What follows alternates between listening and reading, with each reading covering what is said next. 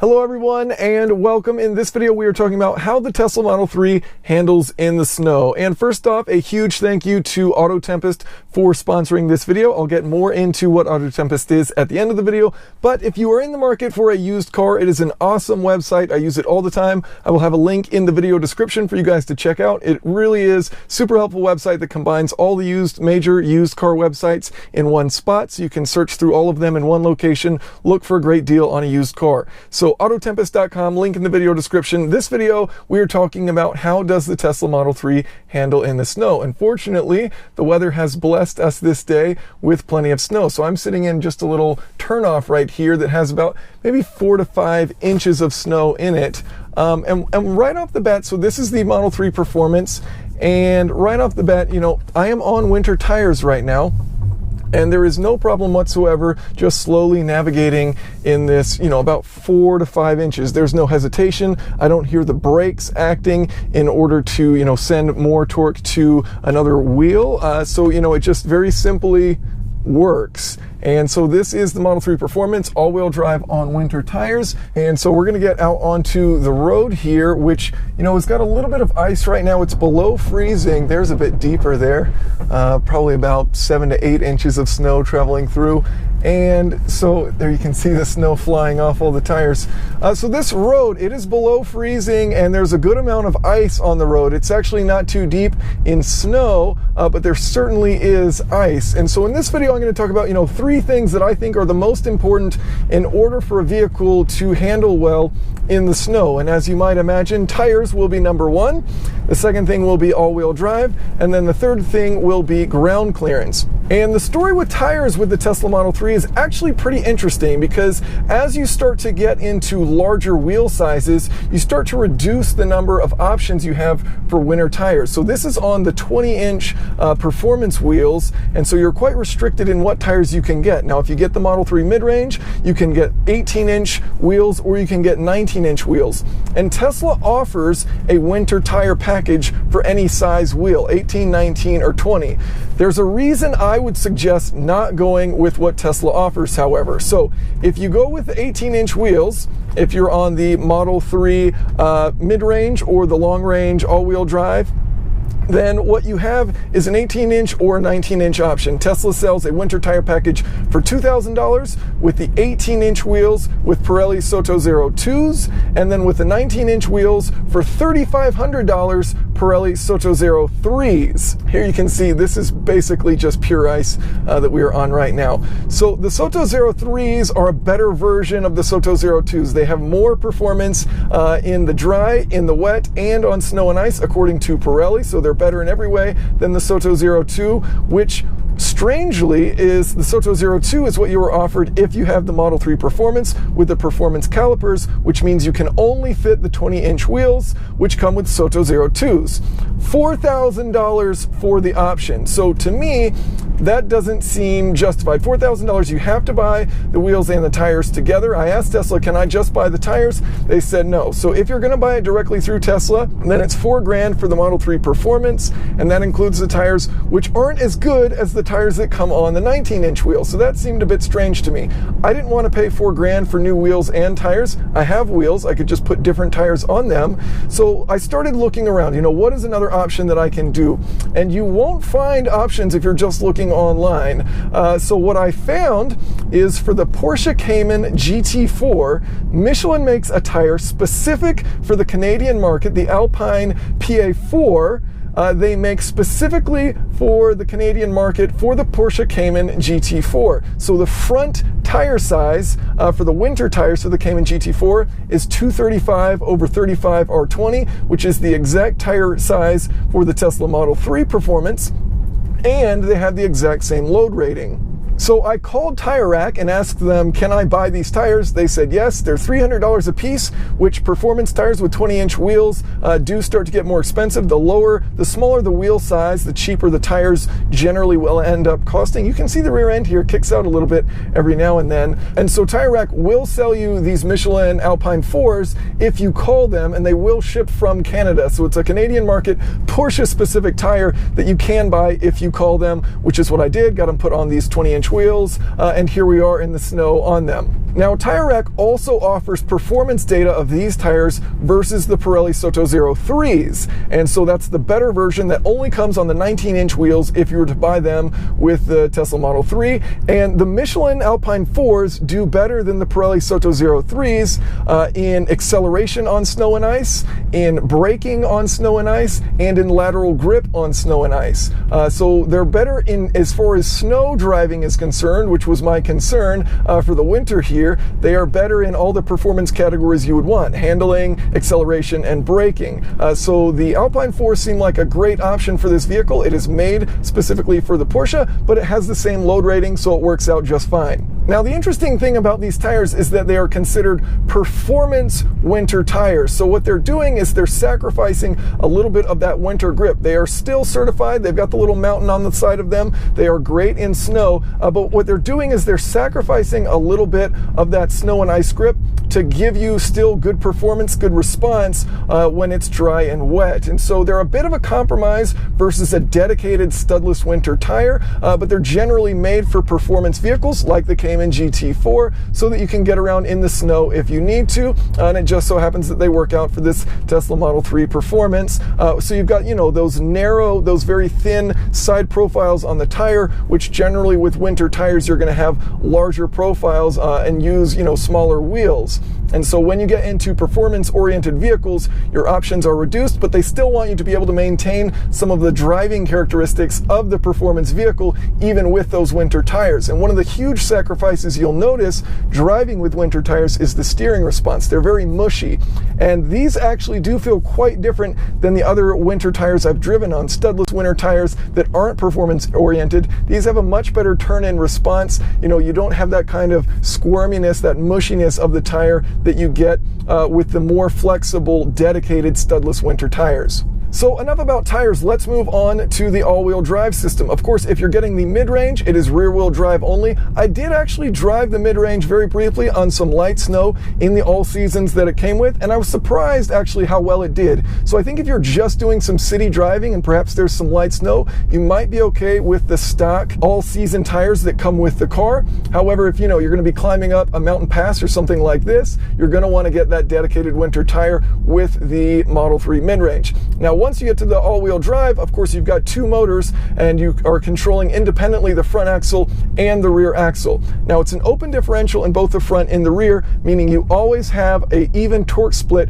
going to each wheel. A lot of people get confused on open versus limited slip or locked differentials. Open differentials can only send the exact same amount of torque to both wheels. It's always a 50-50 split. The trick that you can do, which Tesla of course does, is if you have one wheel spinning because it doesn't have much grip, let's say one's on ice, the other is on snow, the one with ice has less grip, you can apply the brakes to that wheel that is on the ice, and so in doing so, you're going to send more torque to both wheels, but one of those is going to use the brakes to absorb that torque. One of those will then be able to apply that torque to the ground. And so that's what Tesla does with their all-wheel drive system. And you might say, that's inferior, that's dumb. And my counter argument would be that pretty much every new McLaren, the P1, the Senna, the 720S, these are 700, 800, 900 horsepower vehicles that are putting all that power down to just two wheels, the rear axle, with an open differential. So if it works for McLaren on a track with these cars hitting 0 to 60, well below 3 seconds, if it works for McLaren, then surely it can work in an all-wheel drive system with two open differentials. Now, I was trying to come up with an idea so that, from a non-electric standpoint, from an internal combustion engine standpoint, what is this all-wheel drive system similar to? And in how it works, it's very different from an internal combustion engine, but from a capability standpoint, it's quite similar to having a four-wheel drive truck, which has a transfer case which locks the center. And the reason I say that is when you have a four-wheel drive truck that locks the center, you can send that power to either the front or the rear axle. Whichever has more grip, that's where the power will go. And Tesla will do the same thing. There's independent motors, so it will send the torque to whichever axle has the grip in order to put it down. The difference being that it can independently do so. So with that truck with four-wheel drive, let's say the front has less traction, it's going to send more torque to the rear wheel, and generally speaking, a lot of these trucks with this four-wheel drive selectable transfer case, you'll still have open differentials front and rear. Some of them will have a locking rear differential, but very similar to a truck with a transfer case with open differentials front and rear as far as the capability of it. Now, there are some advantages that Tesla has because, as I mentioned, you're independently controlling where that torque is sent. And so let's say, for example, you're accelerating around a corner and the rear end starts to kick out. If you were in a four-wheel drive truck and you continued to apply throttle, it would still apply throttle to those rear wheels even though they had limited traction. They're still going to get some torque, and as a result, you're going to continue to oversteer. If you were to do the same in a Tesla Model 3 all-wheel drive, from a capability standpoint, what it can do is, let's say that rear end starts stepping out, well, it can just kill torque completely only to the rear axle and use that front axle to continue to pull you in your desired path. So ideally, when you start to slide, you want to let off the throttle and let the car regain traction. But you have a unique advantage here with the Tesla where you can apply that torque to just the axle that has the ability to put it down. So just kind of playing with it here and giving it far more throttle that it can put down, it's actually very clever in sorting out where do I put that torque, which is pretty impressive. So going around a corner here faster than I should be, we'll take it slow because we don't know what's on the other side. You can feel the rear end fighting for traction. It steps out, it corrects itself. It steps out, it corrects itself. So you can feel the computers working out where to apply torque, what to do with it, and as a result, it's actually quite cool how well it is able to put that torque down and still accelerate and still keep you in your intended path. Now, the final aspect, we've got the tires, we've got the all-wheel drive system independently controlled, and then you can use the brakes to send more torque to wheels which have more traction. And then finally, we land on ground clearance. And so ground clearance is, you need tires and you need all-wheel drive if you want to do really well in snow. But if you don't have ground clearance, then that just simply impacts how deep of snow can you actually get through before you're just going to high center your vehicle and just be stuck in the snow. So a small advantage would go to the Model 3 all-wheel drive non-performance because it has 140 millimeters of ground clearance, 5.5 inches, versus the Model 3 Performance, which is slightly lowered 1 centimeter. It's at 130 millimeters ground clearance, or about 5.1 inches. So what is it like actually driving this thing on this quite slick surface? The steering is actually surprisingly good, which I'm surprised by. A lot of times winter tires you just don't get great feedback from. They're just kind of squirmy and you don't feel a whole lot of control, but they work. You go the intended path. These you actually have a bit more response from, which is pretty cool to have on the snow. Also, the all-wheel drive system, when you're trying to put down torque, it does it really well, and you'll see the traction light flash on saying it's figuring out where to send that torque, the traction control light, but overall it's able to do it. And so, acceleration wise, this thing moves quite good even in these terrible conditions here. Now, you can also look at the regen, and regen will be limited depending on temperature. So if it's really cold outside and your battery pack is really cold, you'll have less regen than if your battery is warmed up. Overall, though, letting off the throttle here, it just feels like it's braking on any other surface. It doesn't feel like it's squirming.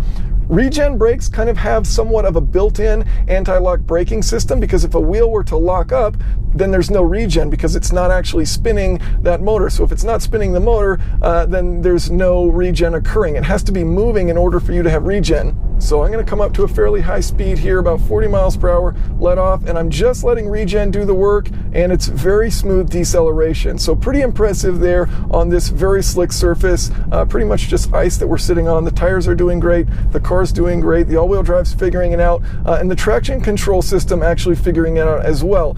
In my Subaru Crosstrek, you will hear the stability system constantly. It's always going grrr, and you can hear that ABS pump working, trying to figure out, okay, the car is sliding this way, and I feel it less in this than I do in my Crosstrek. You don't hear that stability system kicking in quite as often on this. Now, an interesting hypothetical question would be, what would be required in order to get this thing stuck?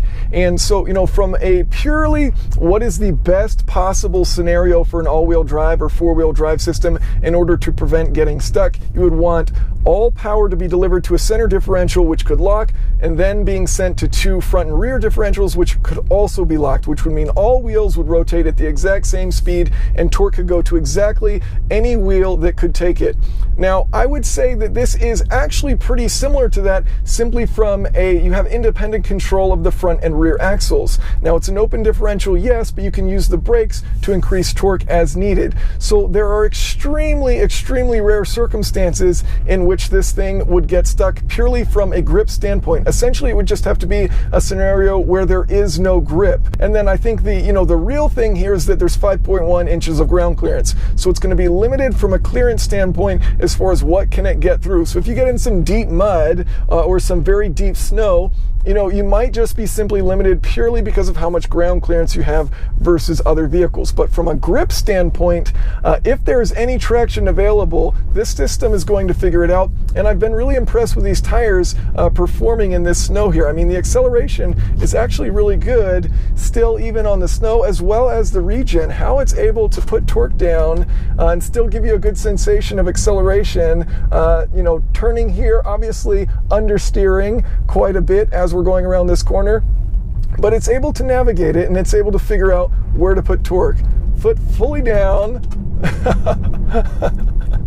It's impressive. It's impressive how much torque is going down. So now let's try out slip mode and track mode and see what those do as far as how they impact the all-wheel drive system and how it performs on snow.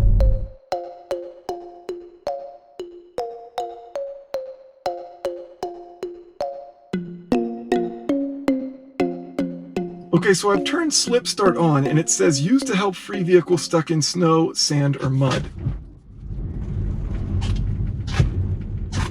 So it does seem like it allows you to spin those tires.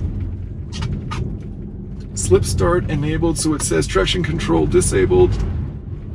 And it certainly lets you slide more than without it. That is actually really cool. I didn't actually experience it very well in the Model 3 mid-range. Wasn't able to get the tires to spin much. But here, you can feel it figuring out where to put the torque, and then it just starts spinning up those axles. That is actually really cool. Kind of like a newbie drift mode. If you don't know what you're doing, don't use track mode, use this, and it actually slides a little bit. The wheels get a little loose. That is very cool. Now I'm going to put it in park and turn on track mode. So enable that, and steering in standard. You can hear the cooling system starts to circulate to keep the battery cool while I get crazy out here, which I'm not going to do, but we're just going to see how this mode. Wow, that is very cool. Oh, and the front just pulls you out of it. Oh, it makes you a hero. I am not a good driver as far as drifting is concerned. This is actually really cool what it's doing. So as I start to slide, I start to oversteer, and clearly it's too much for the car. So the car's about to spin out. And then I give it a little bit of throttle, and what it does is it sends it to the front and it pulls me back in so that I don't oversteer. That is quite neat how well it's able to control it there. Very cool.